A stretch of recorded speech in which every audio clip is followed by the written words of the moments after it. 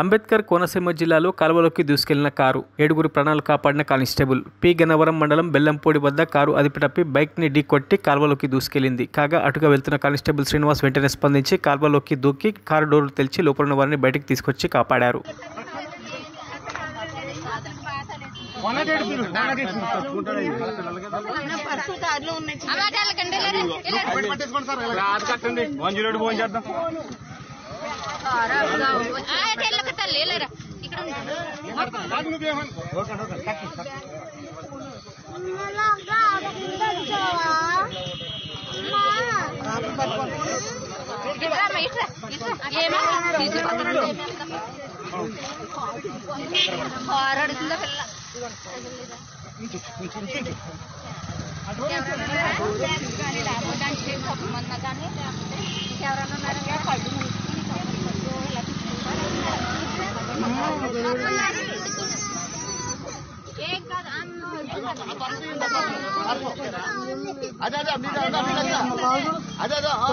అదే